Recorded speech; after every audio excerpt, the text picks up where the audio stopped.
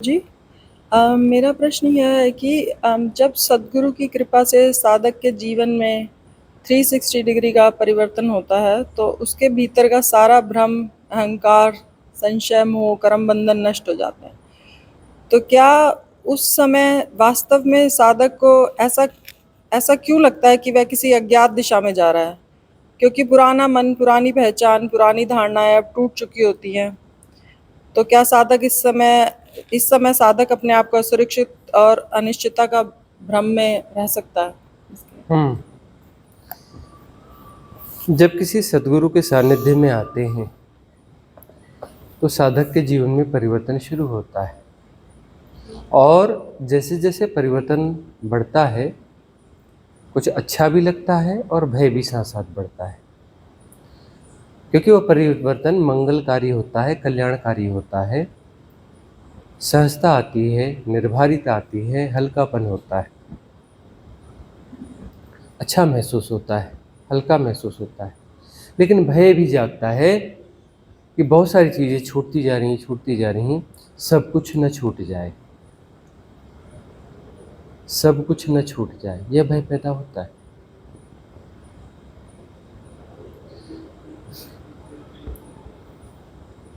तो यह भय जैसे जैसे बढ़ता है, अज्ञात में जाने का भय, सदगुरु की ओर बढ़ना, रेजोनेंस का बढ़ना, अज्ञात नहीं, अज्ञेय की ओर बढ़ना है।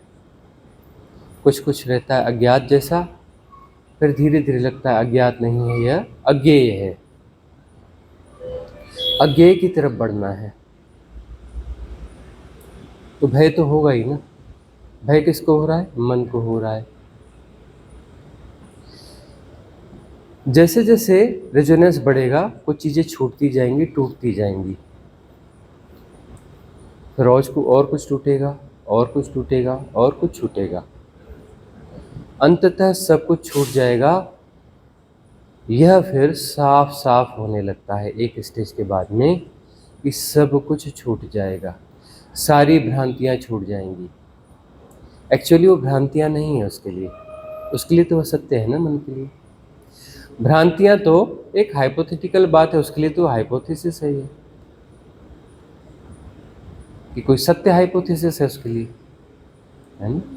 भ्रांतियाँ उसके लिए सत्य है, सत्य उसके लिए हाइपोथेसिस है।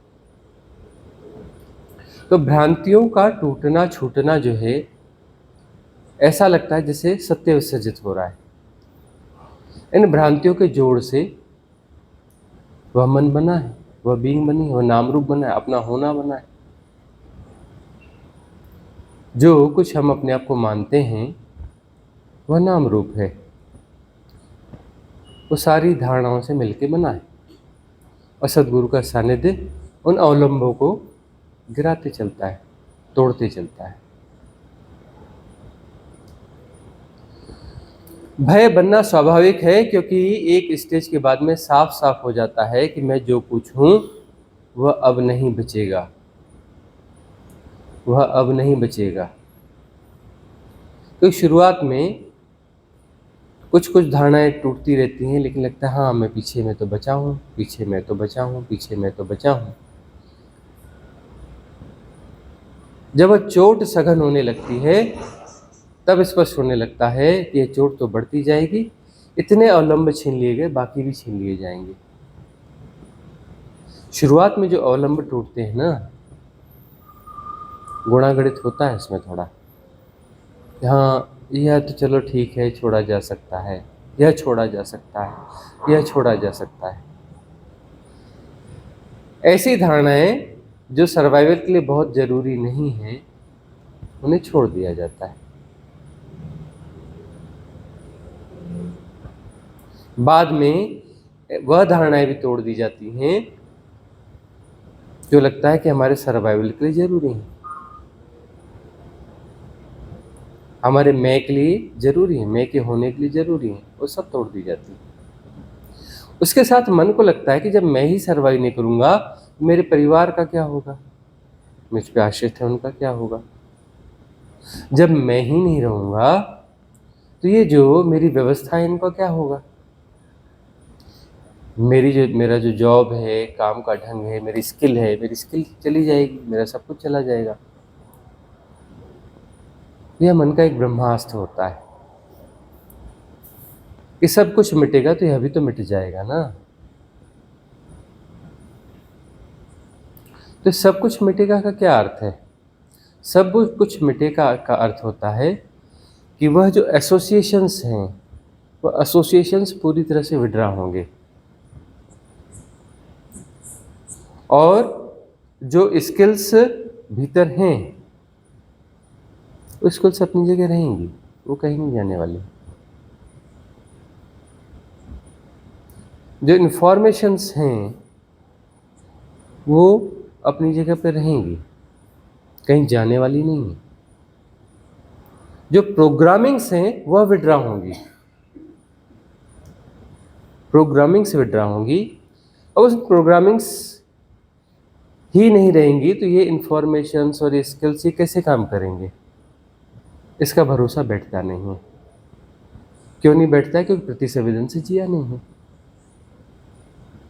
जब प्रतिसंवेदन से जीते हैं, कभी कुछ ऐसी घटना घटती है कि प्रतिसंवेदन से कुछ जिया, कुछ घटा, तो भरोसा जागता है कि बाकी चीजें भी हो जाएंगी।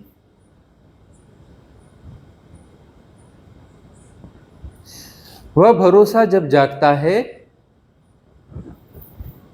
तब साहस पैदा होता है। उसके पहले भय जो है बहुत ज़्यादा होता है।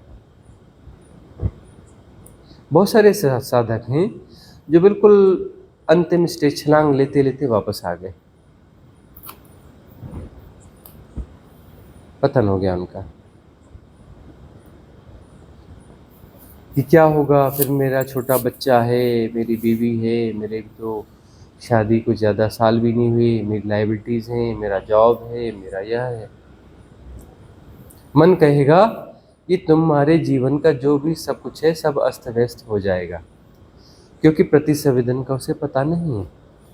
प्रतिसंवेदन जब जीवन में घटता है तो भरोसा बढ़ेगा, तब भरोसा बढ़ेगा। और प्रतिसंवेदन से पूरा जीवन बहुत अच्छे से चलता है। प्रतिसंवेदन आनंद से उपजता है, प्रतिसंवेदन आनंद से उपजता है। मन से मैकेनिज्म जन्मता है। चेतना मैकेनाइज्ड ढांचों में रह जाती है और मैकेनाइज्ड ढांचों में जब चेतना रहती है वहाँ आनंद नहीं हो सकता। कुछ मैकेनिज्म ऐसे हैं जो फेवरेबल प्रतीत होते हैं, वहाँ सुख होगा। कुछ मैकेनिज्म ऐसे होते हैं जो फेवरेबल नहीं हैं, उसमें दुख महसूस होगा। लेकिन चेतना ढांचों में बंधी रहेगी। ढांचे, उन ढांचों का जोड़ मन है। प्रतिसंवेदन में ढांचे नहीं होते, ढांचे नहीं होते, सीधे आनंद से प्रतिसंवेदन होता है। मुक्त चेतना आनंद है, मुक्त चेतना आनंद है। बंधी हुई ढांचों में बंधी हुई चेतना जो है वह नाम रूप है, वह मन है, वह सुख है, वह दुख है।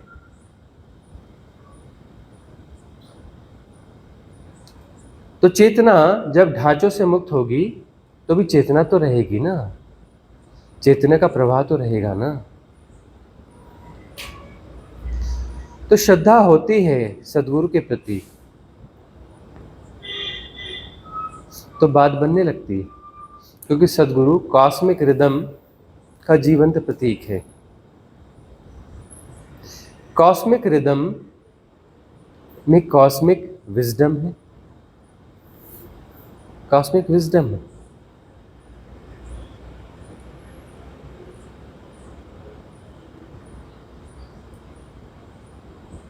और उस विजडम के ताने बानों से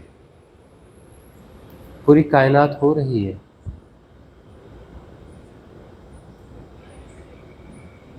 उस विजडम के ताने बानों से सब कुछ हो रहा है।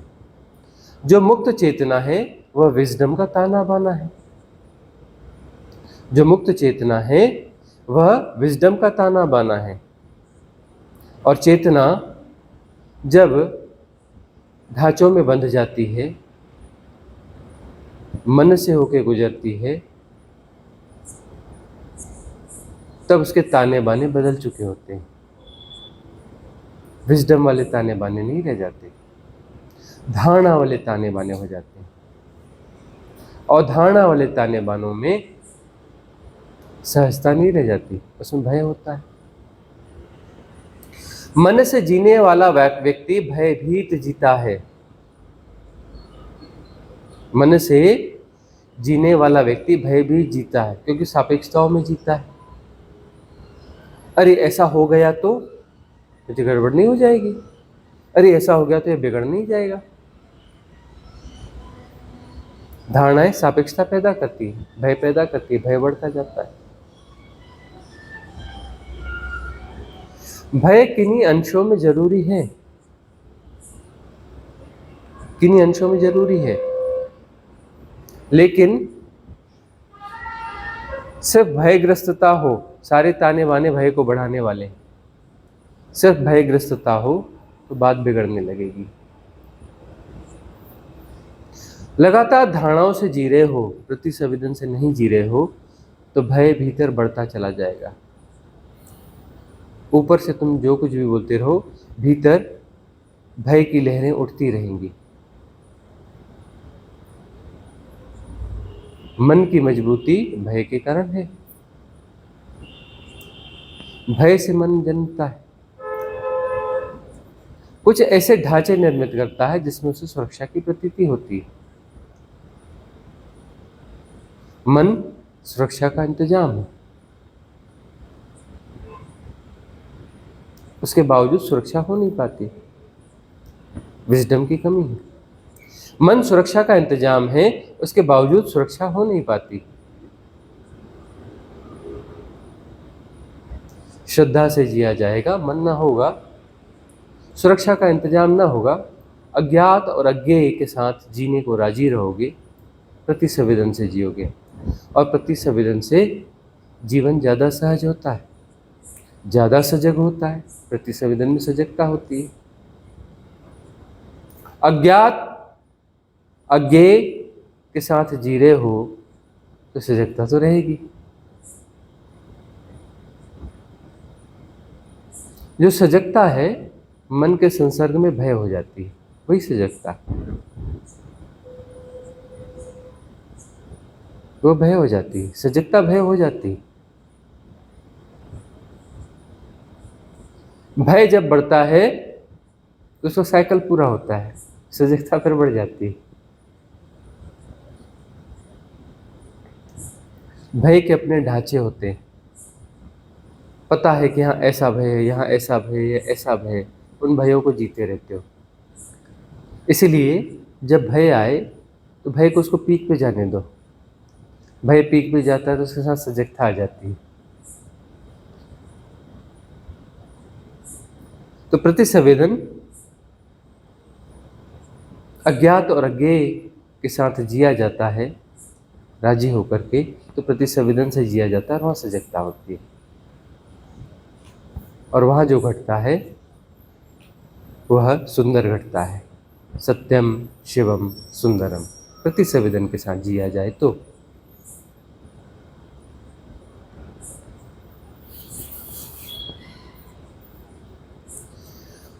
मन के साथ जिया जाएगा तो हजार विकार है।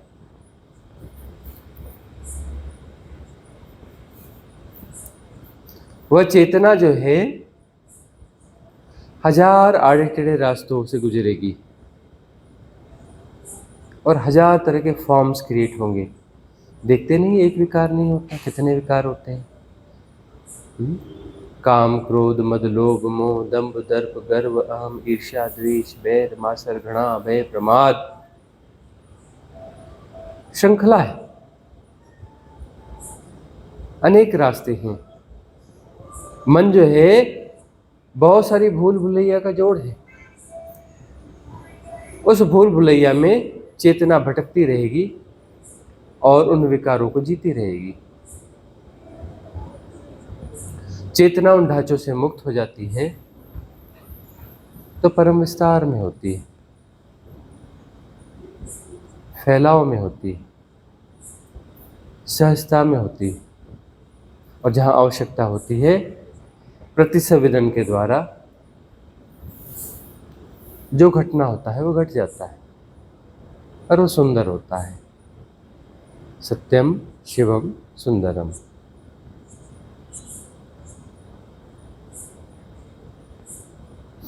अगला प्रश्न किसका है? कविता दीक्षित का प्रश्न है। प्रणाम सद्गुरु, मेरा प्रश्न है कि सार्वभौमिक हिप्नोटिज्म क्या सभी ब्रह्मांडों व उनके देवों को प्रभावित करता है, और क्या प्राणी मुक्त ना हो तो मृत्यु के पश्चात भी वह हिप्नोटिज्म का में ही रहता है? जो सार्वभौमिक सम्मोहन है, यूनिवर्सल हिप्नोटिज्म है,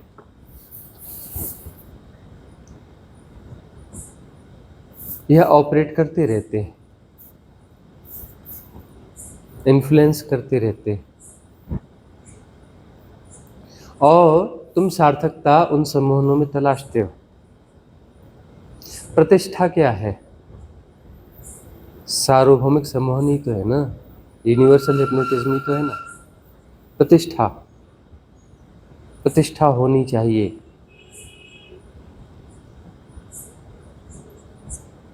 ऐसे हजार चीजें हैं। अब प्रतिष्ठा के लिए तुम्हें ऐसा ऐसा होना पड़ेगा, यह करोगे तो तुम प्रतिष्ठित रहोगे, ऐसे ऐसे रहोगे तो तुम्हें अच्छा आदमी मानेंगे, है ना। तो अच्छा होने की कोशिश सामाजिक मानदंडों के हिसाब से।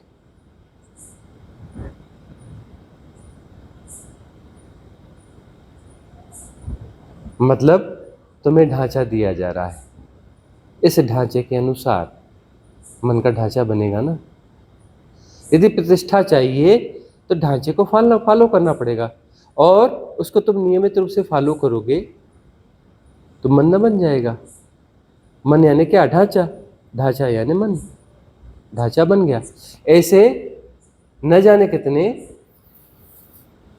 यूनिवर्सल हिप्नोटिज्म को तुम फॉलो करते हो। यहाँ सार्वभौम का क्या अर्थ हुआ?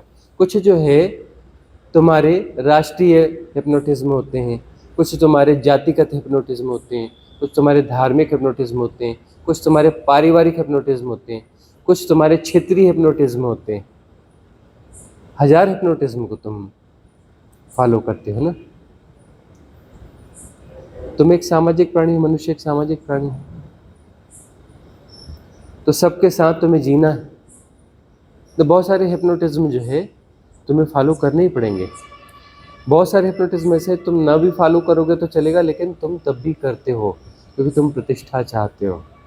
प्रतिष्ठा का क्या अर्थ है? बहुत सारे ऐसे हिप्नोटिज्म हैं जिनको न भी फॉलो किया जाए तो भी चल सकता है, लेकिन नहीं, हमें फॉलो करना है, दुनिया को दिखाना है कि हम अच्छे आदमी हैं, हम प्रतिष्ठित हैं।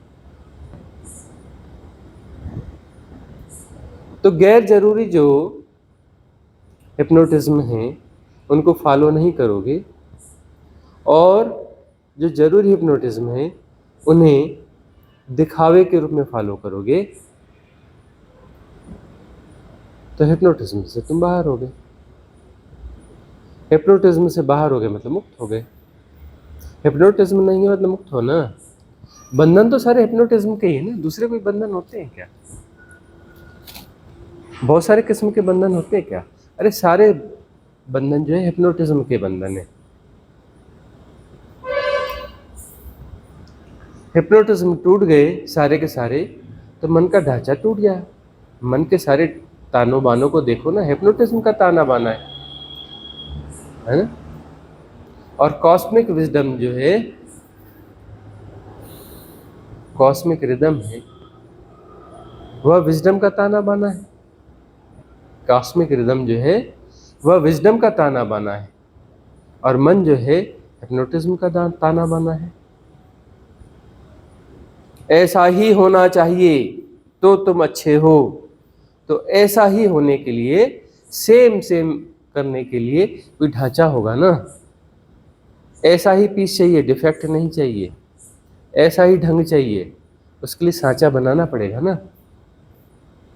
तो ऐसे तुम 1000 सांचे बनाते हो, लाख सांचे बनाते हो, उनको फॉलो करते हो। तुम्हारी चेतना सांचों में घूमती फिरती रहती है।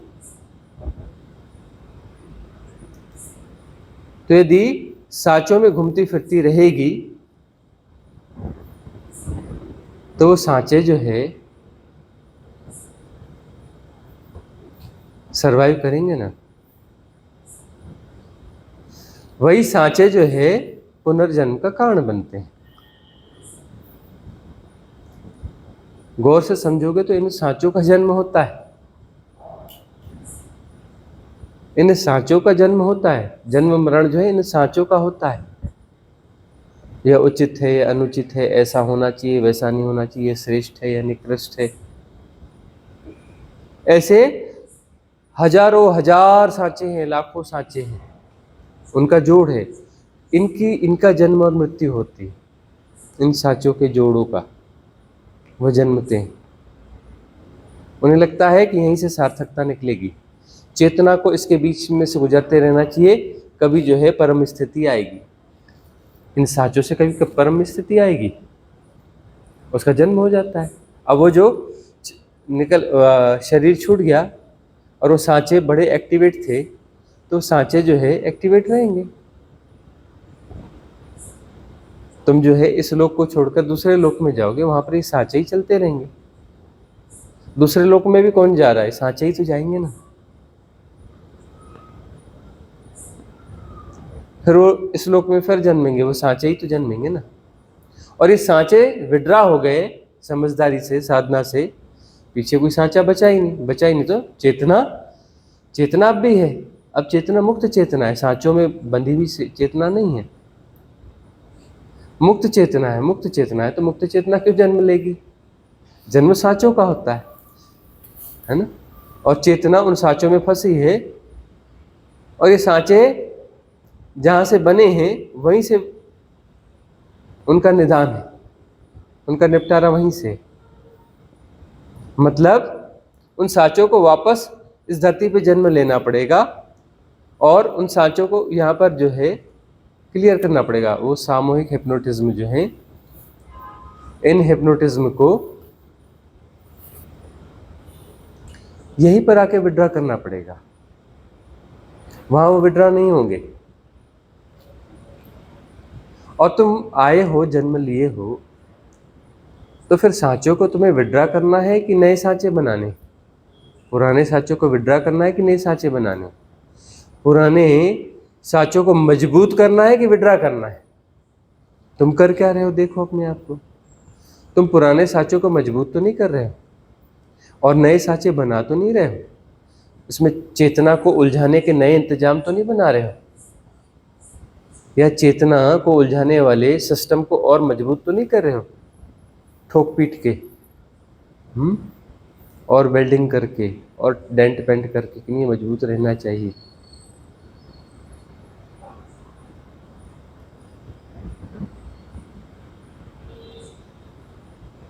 यही तो है ना, यही तो समझदारी। विवेक क्या है? विवेक यह है कि हम पुराने सांचों को मजबूत कर रहे हैं या उन्हें विड्रा कर रहे हैं। नए सांचे हम बना तो नहीं रहे,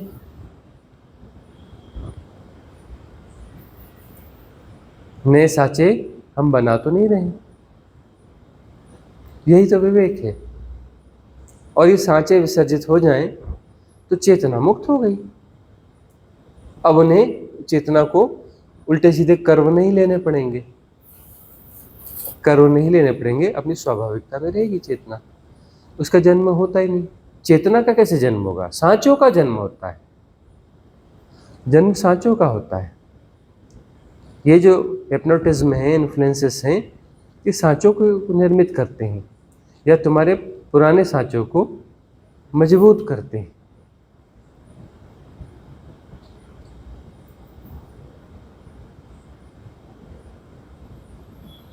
तो बस इस सजगता के साथ जीना है। जन्म इन सांचों को गलाने के लिए हुआ है। सारे सांचे गल जाएं, खत्म हो जाएं, तो चेतना मुक्त हो गई। चेतना मुक्त हो गई मतलब आनंद है। अब मैं ही नहीं रहूंगा तो मेरा क्या होने का मतलब है गुरुजी? अरे चेतना हो तुम, चेतना रहेगी। फंसी हुई चेतना मुक्त चेतना में रहेगी। अब तुम फंसी हुई चेतना चाहते हो, अरे चेतना मुक्त अवस्था में रहेगी, तुम चेतना हो, परम चैतन्य हो जाओगे। अब तुम्हारी चेतना टुकड़ों टुकड़ों में टूट गई है, सांचे ऐसे हैं। उस सांचे तुम्हारी चेतना को टुकड़ा टुकड़ा करते हो। तुम कहते हो नहीं जी मैं चेतना नहीं, मैं तो सांचा हूं, मैं सांचों का जोड़ हूं।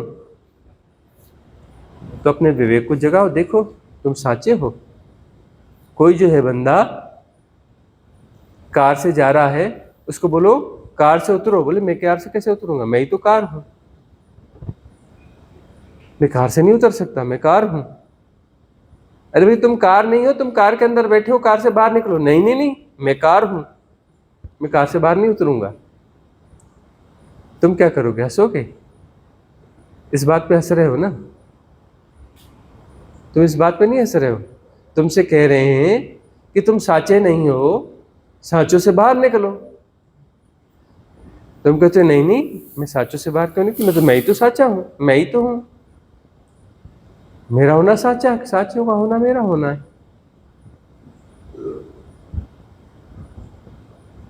मतलब तुम अपने आप को चेतना के रूप में नहीं जान रहे, तुम अपने आप को सांचों के रूप में जान रहे हो। हंसी मजाक नहीं, ठीक से देखना।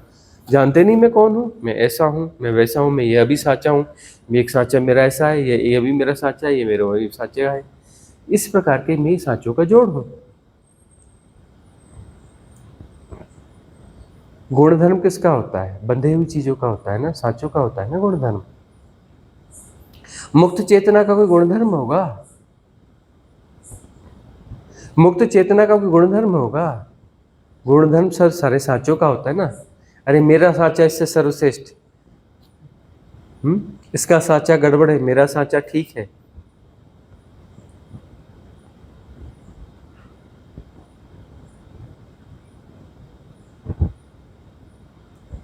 सांचे रहेंगे तो ये दूसरे लोक में भी जाएंगे, फिर आके जन्म लेंगे। सारी यात्रा सांचों की यात्रा है। तो तुम ये देख लेना, स्पिरिचुअल गार्बेज तो नहीं खा रहे, सोशल गार्बेज तो नहीं खा रहे, पॉलिटिकल गार्बेज तो नहीं खा रहे, इकोनॉमिकल गार्बेज तो नहीं खा रहे। कितने किस्म के गार्बेज हैं, कौन कौन से खाते हो, है ना? फैक्ट्री में ये सब डालोगे गार्बेज, वो सांचे बन जाएंगे, वो सांचे बन जाएंगे, नए नए सांचे बन जाएंगे। अब ज़्यादा मजबूत सांचे, ज़्यादा बड़े सांचे, ज़्यादा जन्म की संभावनाएं, ज़्यादा कॉज एंड इफेक्ट, बड़ी श्रृंखलाएं। नए सांचे नहीं बनाना, पुराने सांचों को गलाना। सतगुरु तुम्हें तोड़ता है, गलाता है, तुम्हारे सांचों को तोड़ फोड़ करता है। तुम कहते हो नहीं नहीं गड़बड़ कर रहे हो गुरु जी, अरे मैं सांचा हूं, तुम मुझे तोड़ रहे हो। सतगुरु कहता है अरे चुप रहे, मुझे तोड़ने दे, जब टूट जाएगा तो तुझे पता चलेगा। अरे मैं ही नहीं पता चल रहूंगा तो मुझे क्या पता चलेगा, मुझे क्यों तोड़ते हो? जब मैं ही नहीं बचूंगा तो मतलब क्या है साधना का? कैसे समझाए सतगुरु? अरे तू शांत रहे, तोड़ फोड़ करने दे, मिट जाने दे, मिट जा, तब पता चलेगा। किसको पता चलेगा? मैं ही नहीं रहूंगा तो किसको पता चलेगा? अरे मैं ही तो साच, मैं ही तो हूं, ये साचा मेरा होना है। मत तोड़ो सांचे। जब सांचे टूट जाएंगे, चेतना मुक्त हो जाएगी, तब पता चलेगा अरे मैं सांचे नहीं था, चेतना फंसी हुई थी सांचों में, मुक्त हो गई, मैं मुक्त चेतना हूं। तब पता चलेगा ना, जब सांचे टूटेंगे। तो तुम्हें मरना होगा ना, तुम सांचे हो तो तुम्हें मरना होगा, ठीक है ना? मरने का अर्थ है सांचों के साथ एसोसिएशन का विड्रॉ होना। तुम्हें कार से जबरदस्ती पकड़ के, दो चांटे लगा के पकड़ के खींच के निकाला जाए, तुम रो गाओ नहीं नहीं मेरे साथ ऐसा मत करो, ऐसा मत करो, बाहर निकाल के खड़े कर दो, फिर बोलो कि देख अब तू है कि नहीं, देख खुला आकाश है कि नहीं, पहचान तू कार नहीं है, तू कार में बैठा हुआ था, सांचों से तुम्हें बाहर निकाल दे, तोड़ फोड़ कर दे, तो टुकड़ों टुकड़ों में बटी चेतना, फंसी चेतना मुक्त हो जाएगी। अनंत असीम स्वतंत्र चेतना, परम विस्तार। स्वतंत्र चेतना कैसी होगी? आकाश, आकाश का अनंत विस्तार होगी।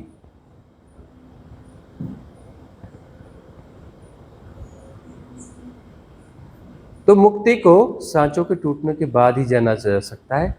तुम जब सांचों के रूप में हो, तो जब तुम मरोगे, सांचे से विड्रा होंगे, तो मुक्त चेतना तभी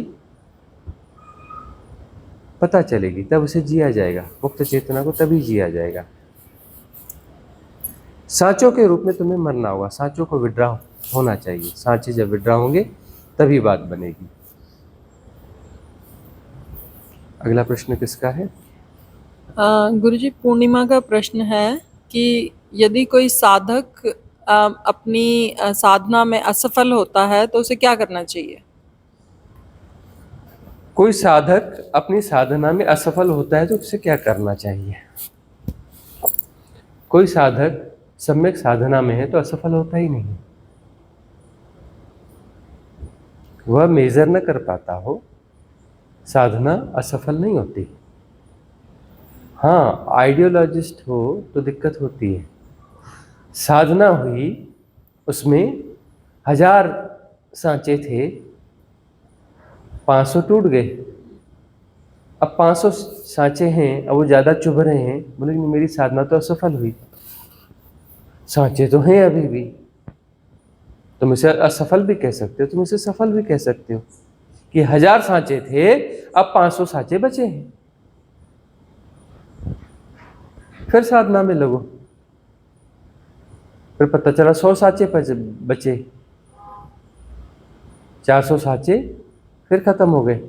अब तुम कहोगे नहीं, हमारी साधना तो असफल हो गई, क्योंकि सांचे तो अभी भी हैं। तुम उस दृष्टि से देखो तो असफल हुए, एक दृष्टि से देखो तो सफलता की तरफ बढ़ रहे हो। सम्यक साधना असफल नहीं होती। हाँ, यह बात अलग है कि 1000 सांचों में फसावट कम महसूस होती थी, 500 सांचों में फसावट ज्यादा महसूस होगी। मामला उल्टा है, 100 सांचों में और ज्यादा फसावट महसूस होगी, बाद में 2 4 10 सांचे बचेंगे तो तुम अपने आप को इतना फंसा महसूस करोगे, इतनी बेचैनी महसूस करोगे, है ना। मंजिल पे जा रहे हो, 1000 किलोमीटर दूर हो, तुम इत्मीनान से चलते हो। 500 किलोमीटर दूर आए, बोलते अरे अब बस आधा तो हो गया, और पास आते हो और बेचैनी बढ़ती है।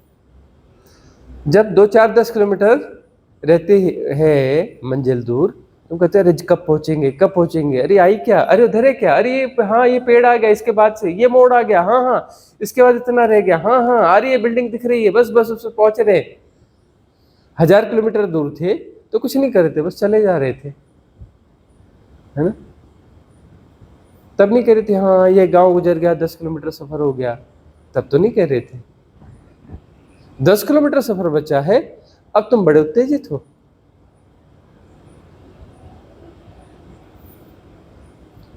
उस समय ज्यादा फसावट महसूस होगी। उदाहरण परिपूर्ण नहीं होते हैं, एक बात का ख्याल रखना, इसे सिर्फ हल्के फुल्के इशारे ले लेना।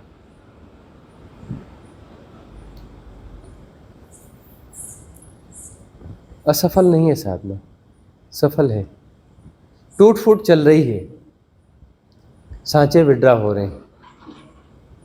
कम सांचे ज्यादा दिक्कत देते हैं, क्योंकि दृष्टि जाग गई। 1000 सांचे थे, पीछे कोई था ही नहीं जो इसको दिखता हो। 500 सांचे बचे, अब कुछ हिस्सा खाली है, चेतना कुछ मुक्त स्थिति में है, और वह देख पा रही है कि कहीं फसावट है, फसावट दिखने लगी, है ना। तुम जो है आईना है ना, आईना, आईने के बिल्कुल पास चले जाओ। कितने पास? ऐसे आईने को ऐसे ढक लो, आईने को चिपका लो आंख से, और अपने आप को देखने की कोशिश करो। कुछ दिखेगा? नहीं दिखेगा ना। थोड़ा दूर करो, थोड़ा कुछ दिखेगा, और दूर करो और दिखेगा, एक अच्छे डिस्टेंस पे ले आओ, बहुत कुछ दिखेगा। तुम अपने आप को पूरा भी देख सकते हो आईने में, उसके लिए एक डिस्टेंस बढ़ाना पड़ेगा, है ना। तो जैसे जैसे ये टूट फूट होगी, वो चेतना बढ़ेगी, थोड़ा डिस्टेंस क्रिएट होगा, तब वो फसावट ठीक से दिखेगी। तब तुम जो है उन सांचों को बचाना नहीं चाहोगे, तुम चाहोगे नहीं नहीं टूट जाए तो तभी चलेगा।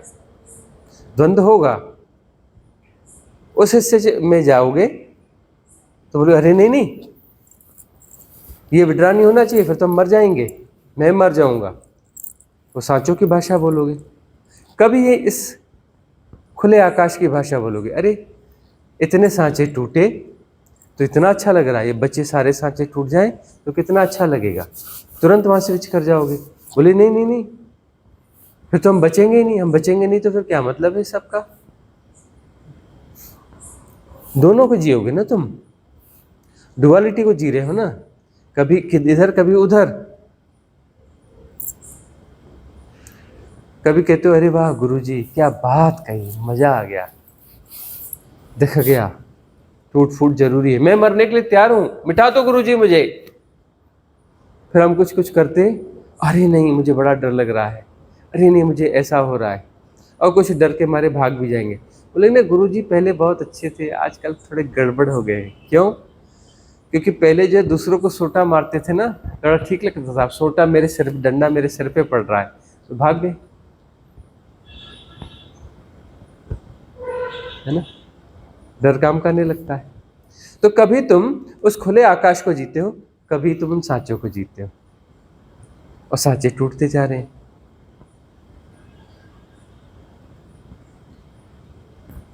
जब अंतिम थोड़े से सांचे बचते हैं ना, तो बहुत भयंकर भय पैदा होता है,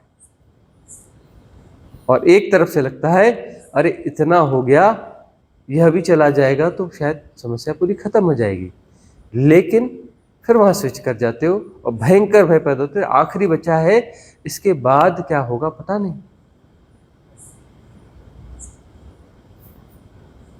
चेतना पूरी मुक्त हो जाएगी, पूरी मुक्ति से भय लगता है, याद रखना, परिपूर्ण मुक्ति जो है ना उससे भय लगता है। किसको लगता है? फसावट को। परिपूर्ण मुक्ति के बाद हंसी आती है, परिपूर्ण मुक्ति के बाद में ठहाका मार के हंस सकते हो, और जब अंतिम फसावटें होती हैं भयंकर भय पैदा होता है, अरे भाई एक कोने में तो बचे रहें, कहीं ना कहीं तो थोड़े तो बचने चाहिए ना, थोड़े बच गए पूरे बच गए, थोड़े भी बचे तो पूरे बच गए, क्योंकि फिर से नए इन्फ्लुएंस आते रहेंगे, सांचे फिर बढ़ते जाएंगे बढ़ते जाएंगे बढ़ते जाएंगे, और पूरे अंतराकाश को तुम ढक दोगे, उस सरफेस को ढकोगे ना। अंतराकाश को तो कैसे ढकोगे? अरे आंख में कंकड़ी डाल दो, सब पूरी दुनिया इतनी बड़ी कायनात गायब हो जाएगी, मालूम, पूरी कायनात गायब हो जाएगी, दिखना बंद हो जाएगी, आंखों में थोड़ी छोटी छोटी कंकड़ी डाल दो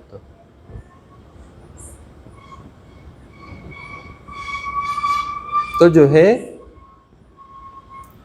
सरफेस को वापस ढकना शुरू कर दोगे।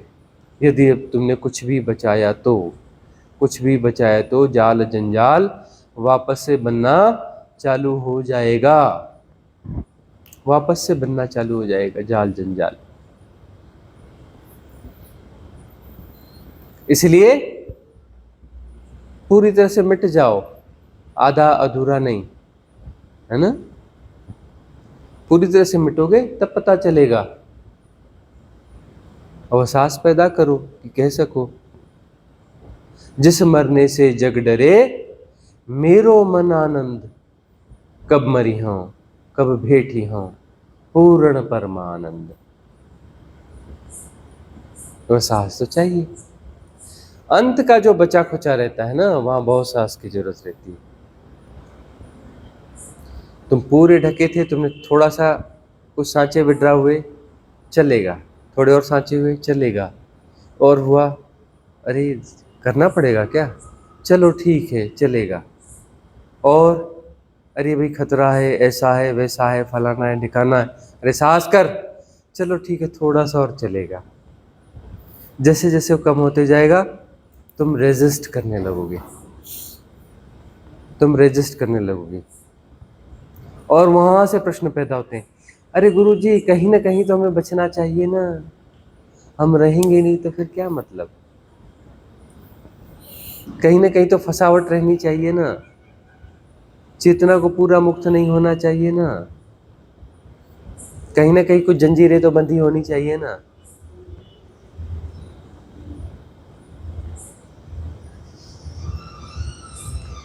तो पूरी जंजीरों से मुक्त होगे तभी बात बनेगी, तभी आवागमन से मुक्ति होगी। थोड़ा भी बच गया ना तो वो कॉज है, उससे जन्म हो जाएगा। क्लिंजिंग हो रही है ना, होने दो। अपने आप पे अश्रद्धा मत पैदा करो, अपनी साधना पे अश्रद्धा मत पैदा करो। मैट्रिक्स है ये, वापस फंसाने वाला मैट्रिक्स है। बोलते हैं ऐसा, अरे पतन होता है, पतन होता है, कितना पतन होता है। सम्यक साधना में हो ना, 100 कदम चलते हो 10 कदम गिरते हो, 90 प्लस में हो, फिर चलोगे 100 कदम, फिर 10-20 कदम गिरोगे, फिर चलोगे। उत्थान पतन तो होता रहेगा, लेकिन पतन वो वाला पतन नहीं होता है, क्योंकि तुम सम्यक साधना में हो, कोई ऑर्डिनरी साधना में नहीं हो। तुम सदगुरु की देशना में हो। यहाँ पर तुम्हारा पूर्ण पतन नहीं हो सकता। सर पटक लो, कुछ भी कर लो, तुम कसम खाओ कि मैं पूरा पतन करके रहूंगा, पूरा पतन करके रहूंगी, करके बता दो, हम भी मान जाएंगे। तुम जानबूझ के अपना पतन करके बता दो, हम भी मान जाएंगे, करके तो बताओ। सम्यक साधना में आने के बाद में छोटा मोटा पतन होता है, उससे ज्यादा पतन हो नहीं सकता।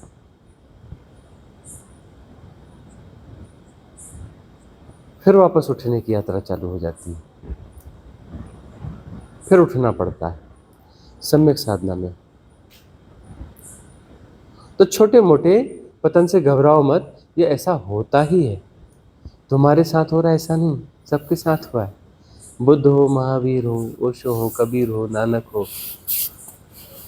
कृष्ण हो, सबके साथ हुआ है, तुम्हारे साथ भी होगा। अपनी आलोचना मत करने लगना, अपनी कंडेमनेशन मत करने लगना, अपने आप को ओछा और गिरा हुआ मत मानने लगना। अरे छोटा मोटा होता रहता है, छोटा मोटा हो गया तो तुम गिरे और पापी हो गए। अरे हो गया सो हो गया, चलो फिर से यात्रा, फिर उठ खड़े हो, फिर चल पड़ो।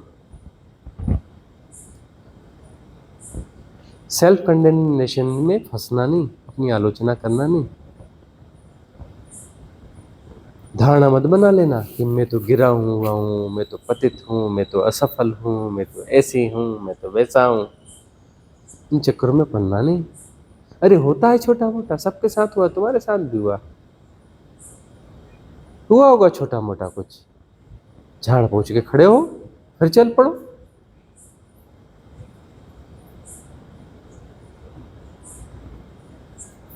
अगला प्रश्न किसका है? अम, अगला प्रश्न रंजीता शर्मा का है।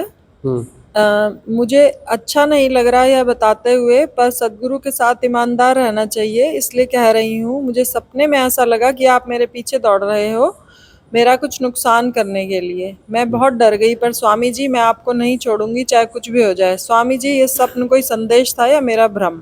अरे भ्रम भ्रम नहीं था, बिल्कुल सही था। हम तो तुम्हारे पीछे दौड़ ही रहे हैं डंडा लेके। नुकसान, अरे नुकसान पूरा पूरा नुकसान करेंगे, छोटा मोटा नुकसान नहीं करेंगे तुम्हारा।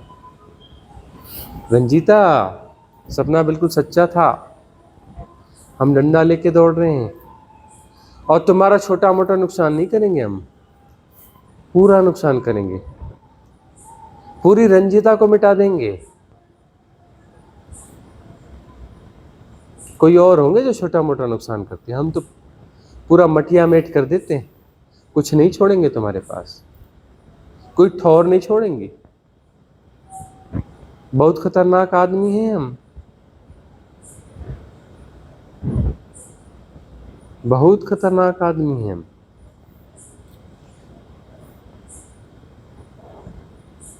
सपना झूठा नहीं है।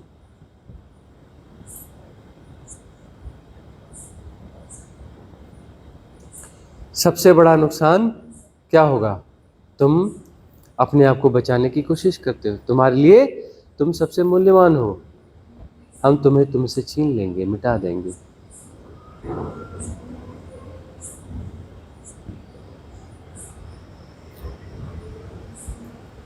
मिटना ही पड़ेगा। मन ऐसे ही प्रोजेक्शन लेके आएगा, इसी तरीके से बताएगा।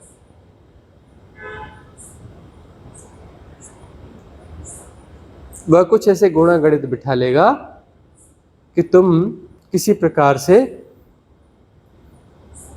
हमसे दूर हो जाओ, हमसे पल्ला छुड़ा लो। हमसे पल्ला छुड़ाना इतना आसान नहीं है।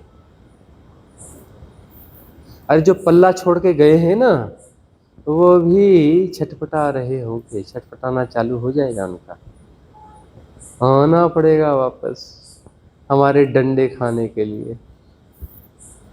भागे इसलिए थे कि खूब डंडा मारते हैं, फिर बोलो डंडे की बड़ी याद आ रही है। बोले गुरुजी की याद आ रही है और साथ में डंडा डंडा धरे हुए गुरुजी की याद आ रही है।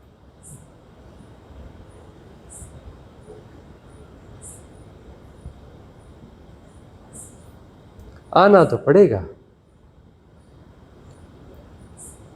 नुकसान तो हम बहुत ज्यादा करते हैं, हमारे जैसा नुकसान करने वाला कोई सदगुरु पैदा हुआ ही नहीं। जिसको पकड़ लिया सो पकड़ लिया, अब उसे कोई नहीं बचा सकता, भगवान भी नहीं बचा सकता।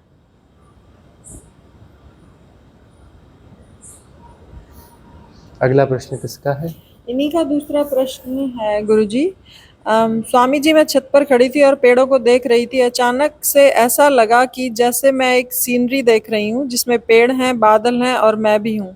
मैं बहुत दूर खड़ी होकर खुद को उस दृश्य का हिस्सा महसूस कर रही थी। यह सब क्या है स्वामी जी? ये साक्षित्व जैसा ही कुछ घटा है।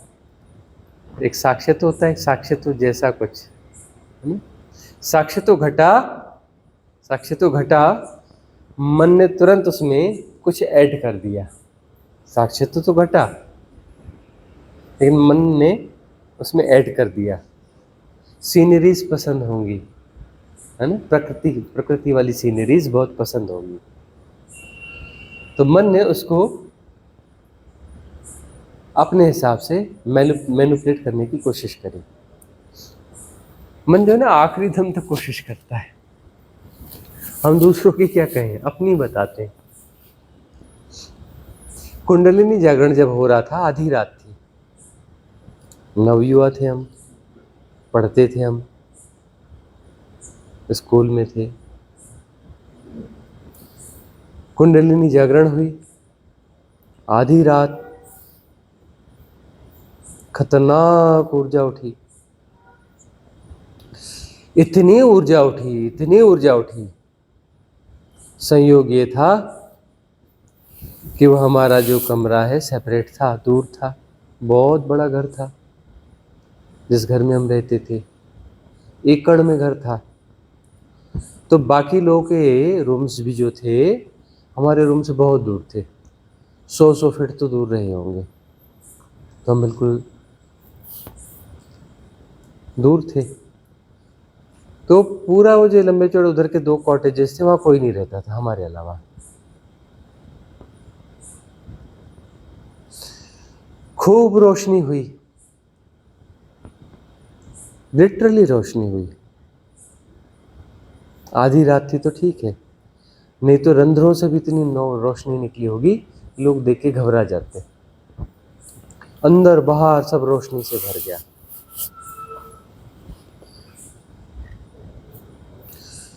वहां पर इतनी बड़ी घटना में मन का कोई रोल होना नहीं चाहिए, है ना?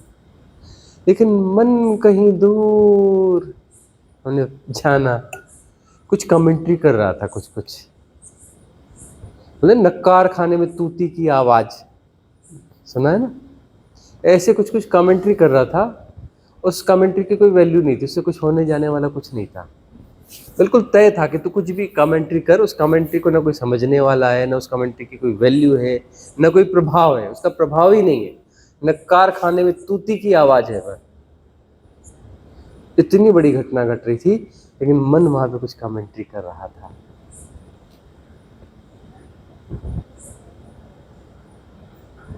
कोई प्रभाव नहीं हुआ उसका, और थोड़ी देर में उस बाढ़ में, ऊर्जा की बाढ़ में बह गया वो। लेकिन कोशिश तो शुरुआती दौर में उसने करी कमेंट्री करने की।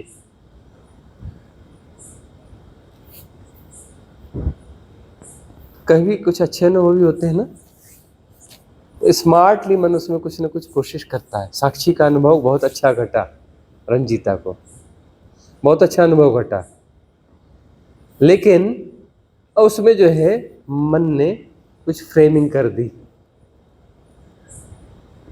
अनुभव सच्चा था, लेकिन बीच में उसने कुछ ना कुछ घुसाने की कोशिश करी। साधना करते चलो रंजीता, चिंता नहीं करना, घटना तो घटी। मन ने छोटा मोटा कुछ कर भी दिया, लेकिन उससे यह साबित नहीं होता कि वह मन की इन्फ्लुएंस था। कोई मानसिक घटना थी इससे साबित नहीं होता, यह मन के पार की घटना थी। मन ने बीच में कुछ कोशिश करी गड़बड़ करने की, कर पाया नहीं।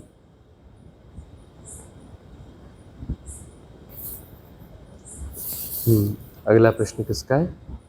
रिजेंसी गंगानी रीमा है, उसका प्रश्न है, प्रणाम प्रभु, माया के जगत में हर बात के दो पहलू होते हैं। जब किसी परिस्थिति को मध्य से देखना घटता है तो प्रश्न और उत्तर दोनों एक ही हो जाते हैं। ऐसा लगता है मानो ना कोई प्रश्न उठा ना कोई उत्तर मिला और मौन घट जाता है और थोड़ा क्षय रहता है। कृपया इसे अनफोल्ड करिए। यदि विभाजन करते हो किसी भी चीज का, मन विभाजन की प्रक्रिया है। मन के एक छोर से जियोगे तो प्रश्न है, मन के दूसरे छोर से जियोगे तो उत्तर है। सारे द्वंद्व हैं। द्वंद्व का क्या अर्थ है? तुम कहते हो कि मैं जानता हूं, और तुम कहते हो कि नहीं मैं नहीं जानता हूं, है ना? द्वंद्व तो यही होता है ना। तुम कहते हो नहीं पता करना है इसका क्या होता है, तुम दूसरा ऐसा कहता है नहीं मुझे पता है इसका ऐसा होता है। तुम प्रश्न और उत्तर दोनों को जी रहे होते हो तो मन होता है। तो वहां पर क्या है? समाधान नहीं होता। जहां प्रश्न और उत्तर को जीते हो तो प्रश्न और उत्तर की श्रृंखलाओं को जीते हो, प्रश्नों की और उत्तरों की श्रृंखलाओं को जीते हो। तुम्हें किसी प्रश्न का उत्तर मिल गया तो सेटिस्फेक्शन हो जाता है क्या? नहीं होता। दूसरे प्रश्न खड़े हो जाएंगे, उत्तर से अगले प्रश्न खड़े हो जाएंगे। तुम प्रश्न और उत्तर की श्रृंखलाओं को जीते हो।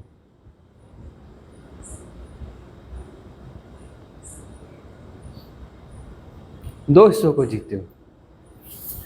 और जब तुम मध्य में आते हो, मध्य में खड़े होते हो, तो मध्य में प्रश्न और उत्तर दोनों निकट निकट निकट निकट निकट आते जाते हैं, निकट आते जाते हैं। तुम ऐसी स्थिति में आते हो कि प्रश्न और उत्तर दोनों समायोजित हो जाते हैं। तुम परिस्थिति को यथाभूत जानते हो। मध्य में, जब तुम मध्य में हो तो तुम किसी धारणा के द्वारा नहीं जान रहे हो, यथाभूत जान रहे हो। धारणा के द्वारा जान रहे हो तो प्रश्न है, प्रश्न क्यों उठा? धारणा से तुमने देखा तो बात कुछ गड़बड़ लगी तो प्रश्न उठा ऐसा क्यों है। फिर एक तुम दूसरी तरफ जाते हो तो वहां पर धारणा कहती है अरे इसका मतलब ऐसा ऐसा होता है, इसका अर्थ यह होता है। प्रश्न भी आया, उत्तर भी आया, लेकिन समाधान नहीं आया। समाधान नहीं आया। तुम मध्य में आते हो प्रश्न और उत्तर दोनों निकट निकट निकट आते हैं तो प्रश्न भी विसर्जित हो जाता है, उत्तर भी विसर्जित हो जाता है। जब प्रश्न और उत्तर दोनों विसर्जित हो जाते हैं तो यथाभूत जानते हो, यथाभूत जानते हो तो वहाँ किसी उत्तर की जरूरत नहीं है न किसी प्रश्न की जरूरत है। यथाभूत जानना परिपूर्ण है, यथाभूत जानना परिपूर्ण है। वहां ना प्रश्न होता है ना उत्तर होता है, जब जैसे का तैसा जान रहे हो।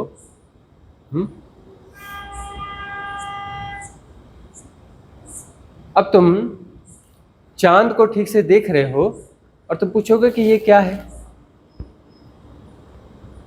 नहीं पूछोगे ना। जब चांद को ठीक ठीक देख रहे हो तो उसको पूछने का कोई तुक है कि ये क्या है? यथाभूत जान रहे हो तो। उदाहरण परिपूर्ण नहीं होते, तुम इससे उल्टे सीधे क्वेश्चन निकाल सकते हो, इशारा समझ लेना।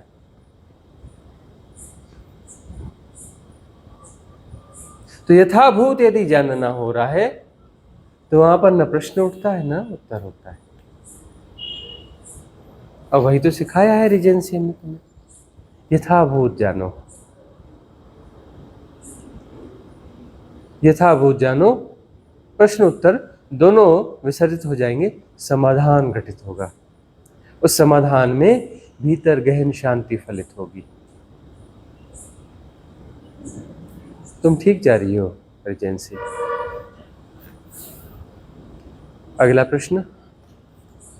ये कोई आईडी है गुरुजी, पता नहीं किसका है। प्रणाम सह गुरुदेव, कई उदाहरण जो आप अपनी देशना में देते हैं वही मैं कई बार एक शिक्षक के रूप में आपको सुनने से पहले प्रयोग करता आया हूँ।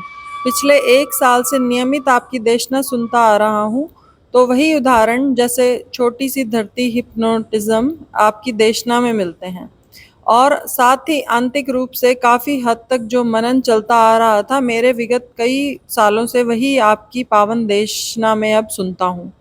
एक बार पूर्णिमा के दिन जब आपका लाइव सेशन चांद की रोशनी में लाइव अटेंड किया तो पूरे 1 घंटे उस वीडियो में मुझे ऐसा महसूस हुआ जैसे आपके सिर पर कोई ताज है। तो मेरा प्रश्न यह है कि क्या ये सब संयोग मात्र है या कुछ और? कृपा करके मार्गदर्शन दीजिएगा।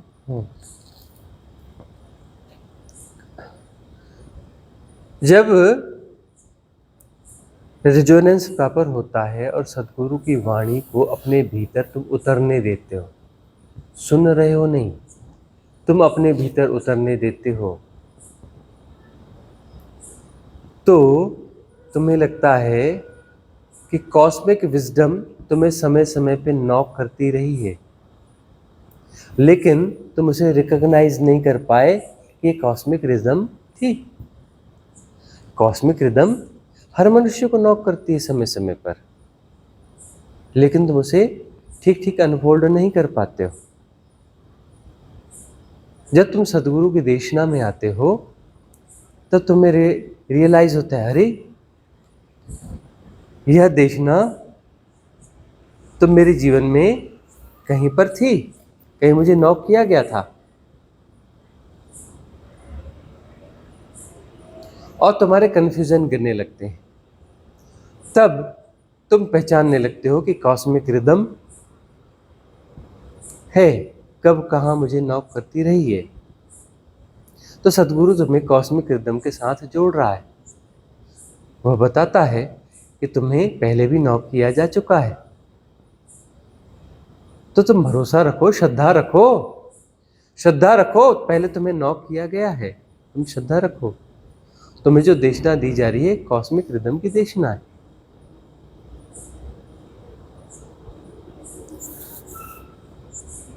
तो तुम श्रद्धावनत होते हो और उस देशना को भीतर उतरने देते हो, बात बनने लगती। एक स्थिति में तुम्हें पता चलेगा, अरे ये सदगुरु हैं, यही तो नॉक करते थे। जब नहीं मिले थे, जब हमने सुना भी नहीं था, तब भी नॉक करने वाले तो यही थे।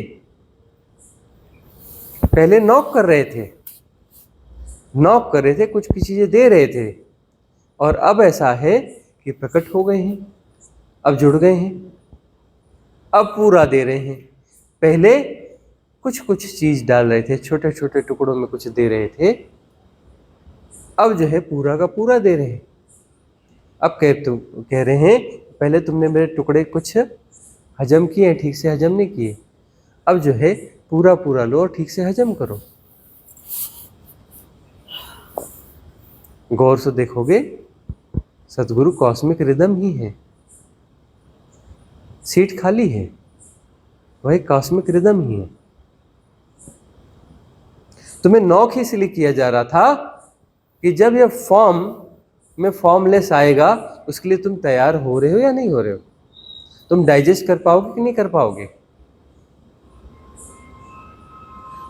इसलिए तुम्हें नॉक किया जाता है, बचपन से तैयार किया जाता है कि यह जन्म तुम्हारा विशिष्ट है, तुम तैयार होते रहो, तुम सतगुरु के साथ रहने वाले हो, तुम्हारे जीवन में यह घटना घटने वाली है, तो उसके लिए तुम्हारी पात्रता का विकास होना चाहिए। तुम्हें नॉक किया जाता रहेगा बचपन से लेकर, विशेष अवसरों पर नॉक किया जाता रहेगा, किया जाता रहेगा, किया जाता रहेगा, तभी तो तुम्हारी पात्रता विकसित होगी ना। प्रश्न आया था ना पिछले सेशन में कि सद्गुरु ही शिष्यों को चुनते हैं ना, और तुम्हें तैयार किया जाता है, नॉक करता है भाई सतगुरु, बचपन से लेकर तुम्हें नॉक करता है। जिस देशना को तुम अभी यहाँ पूरी तरह से सुन रहे हो, इसके कुछ हिस्से तुम्हें पहले टुकड़ों टुकड़ों में दिए जा चुके हैं, और इसलिए तुम्हारा रेजोनेंस बैठता है, दिए वहीं से गए हैं, और फिर अब प्रकट होते हैं एक साथ। अब डॉट्स मिलने चालू होते हैं, डॉट्स जब आपस में कनेक्ट होना चालू होते हैं तुम्हारा रेजोनेंस बनता है, तुम्हारा रेजोनेंस बढ़ने लगता है, तुम्हारी पात्रता विकसित की जाती है। तब कुछ घटता है तो फिर सिंबॉलिक रूप से फिर होता है, फिर सिंबल्स आ जाते हैं। 1 घंटे तक हमारी देशना सुनी, लाइव सेशन सुना, ऐसा लगा कि हमारे सिर पे ताज है, सिंबॉलिक रूप से कि यह देशना इस एरा की जरूरत के हिसाब की देशना है, श्रेष्ठ देशना है, सर्वश्रेष्ठ देशना है, और इसी की जरूरत है इस एरा में। किनको जरूरत है? सबको नहीं। ये सर्वश्रेष्ठ देशना है, सबके लिए नहीं, सर्वश्रेष्ठ देशना है लेकिन सबके लिए नहीं है, याद रखना। उन गिने चुने साधकों के लिए है,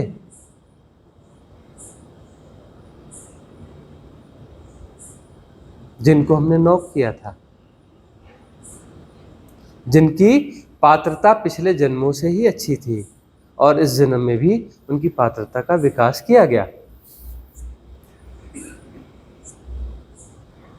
उन लोगों के लिए है।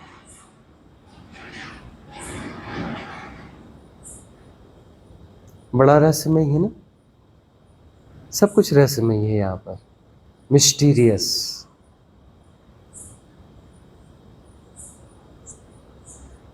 अगला प्रश्न किसका है? अगला प्रश्न दीपक गुप्ता का है। प्रणाम स्वामी जी, पर्पल कलर का वह कार्टन 2-3 दिन पहले स्टॉक रीअरेंज करते समय मुझे वापस मिल गया। मेरा सवाल है कि कुछ यादें जो बहुत धुंधली हैं, जिनसे मुझे लगता है कि इनके सहारे ही मैंने ये दिशा चुनी है साधना की और आपके सानिध्य की, तो क्या यह मन का प्रोजेक्शन है? यह मन का प्रोजेक्शन नहीं है,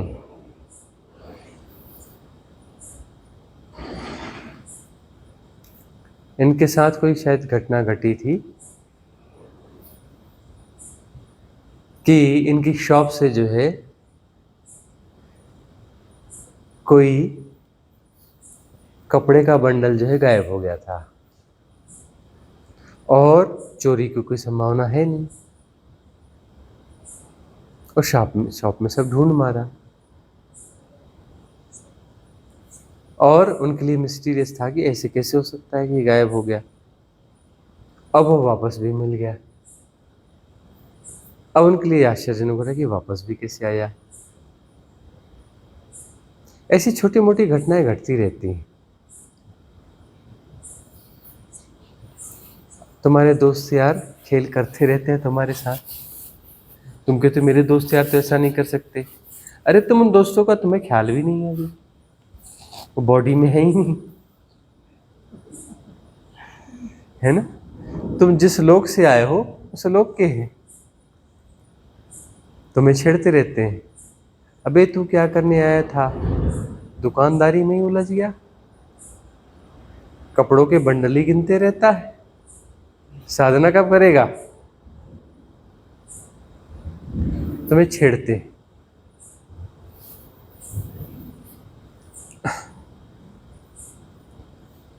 जब किसी ऊंचे लोक से नीचे आते हैं ना, तो वहां पर व्यवस्था बना के आते हैं। ऐसे अपने वहाँ के साथी मित्र जिनका जन्म किसी कारण से अभी नहीं हो पाना है, उनको बोलते हैं मैं तो जा रहा हूँ जन्म लेने, ये जन्म तो थोड़े से दिन हो, तो हमारे वहाँ के हिसाब से बोले 2-4 दिन की बात है, 2-4 दिन मुझे थोड़ी हेल्प कर देना। वहाँ के 4 दिन, यहाँ के 70 साल 80 साल, है ना। और ऊंचा लोग बोले 1 ही दिन, यहाँ 1 दिन की बात है, 1 दिन थोड़ा सा केयर कर लेना। यहाँ उसके लिए बोले 80 साल, वहाँ के लिए तो 1 ही दिन है, थोड़ा सा ख्याल रख लेना, मैं थोड़ा उधर जा रहा हूँ, शायद ऊपर की छलांग लग जाए, शायद ऊपर की छलांग लग जाए तो लौट के आ जाऊंगा यहीं।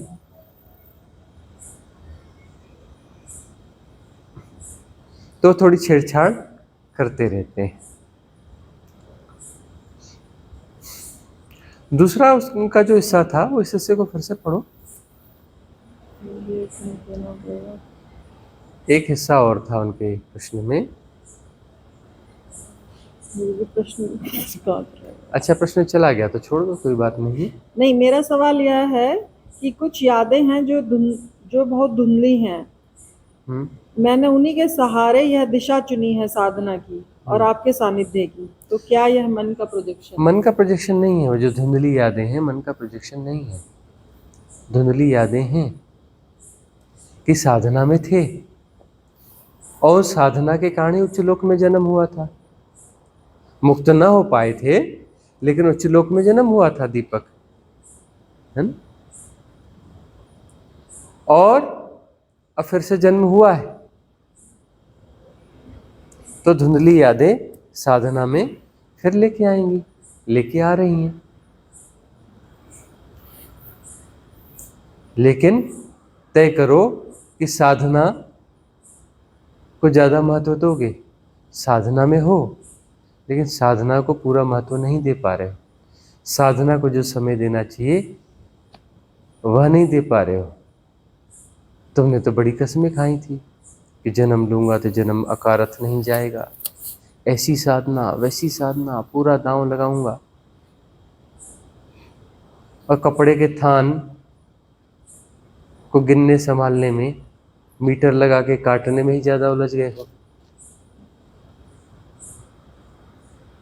साधना की प्रायोरिटी को थोड़े बढ़ाने की जरूरत है। अगला प्रश्न एक आध और ले लेते हैं। गुरुजी, ये मेरा ही प्रश्न है। क्या साधक की मुक्ति तभी संभव होती है कि जब वह अपने समस्त कर्म बंधनों से मुक्त हो जाए, और साधना में जो ट्रांजिट पीरियड आता है तो क्या वो हमारे कर्म बंधनों को फास्ट फॉरवर्ड कर देता है? फिर से एक बार पढ़ो। साधक की मुक्ति तभी संभव होती है जब वह अपने समस्त कर्मों के बंधनों से मुक्त हो जाए, और साधना में जो ट्रांजिट पीरियड आता है तो उसमें जो हमारे कर्म बंधन है वो फास्ट फॉरवर्ड हो जाते हैं, इसलिए उसे ट्रांजिट पीरियड कहते हैं। ट्रांजिट पीरियड, ट्रांजिट पीरियड सदगुरुओं की कृपा से आता है। सदगुरु के सानिध्य में हो, कृपा में हो तो ट्रांजिट पीरियड आता है, ट्रांजिट फेज आता है। इसमें जो है ढेर सारे संस्कार एक साथ निकलते हैं। जनरली क्या होता है, एक संस्कार निकलेगा, एक की उदीर्णा होगी, उसके साथ इंटरेक्ट होगे, प्ले करोगे, सम्यक समझ के साथ और तटस्थता के साथ उस प्ले को जानोगे तो वो उसकी निर्जरा होगी, नहीं तो वापस वह अपडेट होकर के सबकॉन्शियस माइंड में रीस्टोर हो जाएगा। सदगुरु के सानिध्य में होता है कि तुम्हें तटस्थता सिखाई जाती है कि कैसे तटस्थ रहो, समता कैसे पुष्ट करो, और तुम्हें बताया जाता है कि ये ऐसे खेल पूरा नहीं होगा। उदीर्णा एक दो उदीर्णा नहीं, बल्क में उदीर्णा। ट्रांजिट पीरियड, ट्रांजिट फेज का मतलब क्या है, एक एक संस्कार उभर के आ रहा नहीं, हजारों हजारों संस्कार उभर के आ रहे हैं और तटस्थता बनाए रखनी है। फिर लाखों लाखों संस्कार आएंगे, तटस्थता बनाए रखनी है। और फास्ट फॉरवर्ड है या नहीं बताओ, है ना? मतलब एक एक करोगे तो जन्मों जन्मों लग जाएंगे। तुम्हें हजारों लाखों उदीर्णाएं हो रही हैं, एक साथ सबको फेस करना है, तटस्थ रहना है और निर्जरा ही करनी है। सतगुरु की देशना है, निर्जरा ही करनी है, अपडेट करके वापस रिस्टोर नहीं करना है, रिस्टोर करना ही नहीं है। हजारों लाखों को एक साथ साफ करना है, करते जाना है, करते जाना है, करते जाना है। ट्रांजिट फेस, उदीर्णा रुकेगी नहीं। सतगुरु के डंडे पड़ेंगे और पुष्ट हो, समता को और पुष्ट करो, तटस्थता को और बढ़ाओ। जैसे तुम कहते हो ठीक है पुष्ट हो गई तो उसकी स्पीड और बढ़ा देते। 1 लाख आ रही थी, अब 2 लाख भेज देते हैं, 2 लाख उदीर्णा कर देते, और पुष्ट हो गई तो 4 लाख कर देते, बढ़ाते जाएंगे, बढ़ाते जाएंगे, जल्दी सफाई हो जाए। और मुक्ति कब होगी, जब सफाई कंप्लीट होगी तभी मुक्ति होगी, इसके पहले मुक्ति नहीं है। यदि ये कुछ बच गया है तो कॉज बन गया पुनर्जन्म का,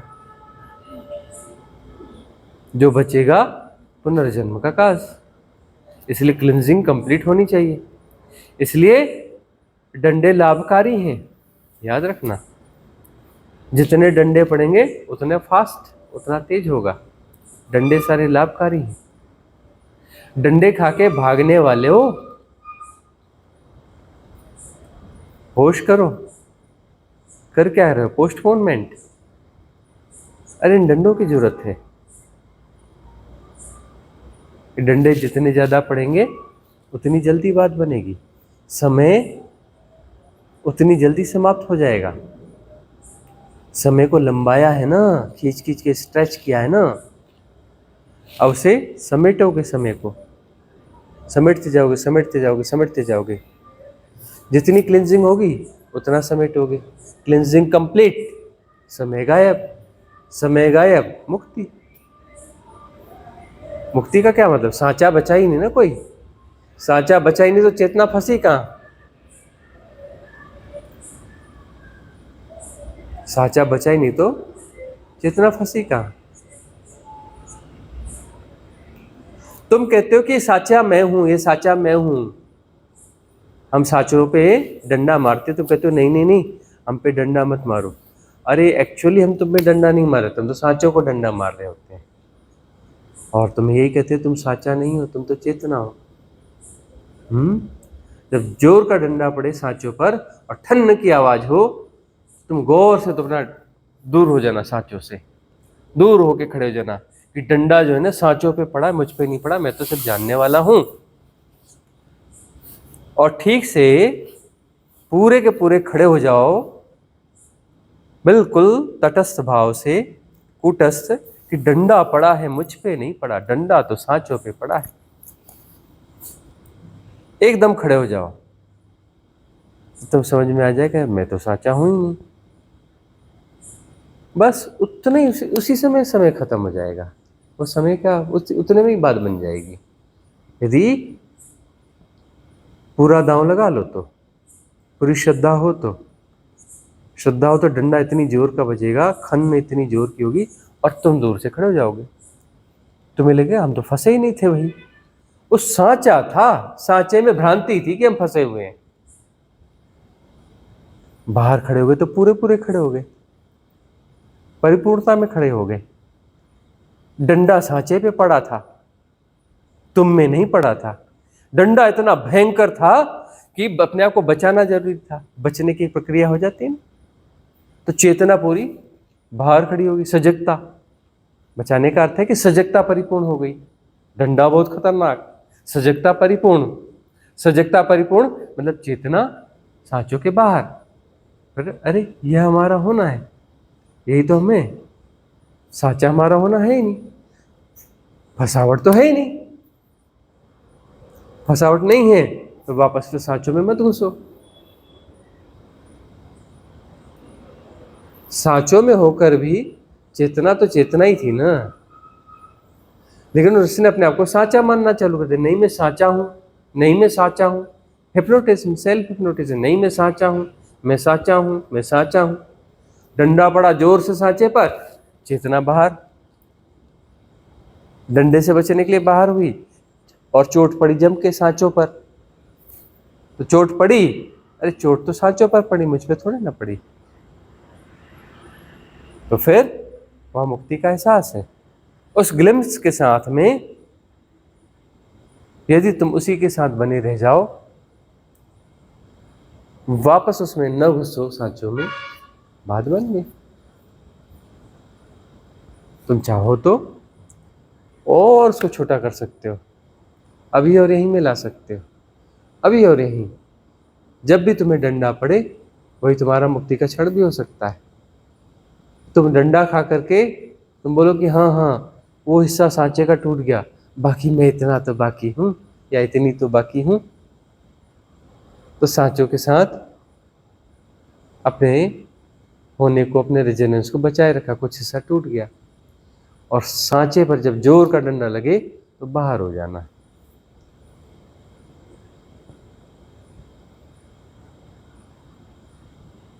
बाहर हो जाओगे तो यहीं तत्क्षण बात बन जाएगी। आज की सभा का यहाँ विसर्जन करें, मंगल कामना करेंगे। भवतु सब मंगलम, भवतु सब मंगलम,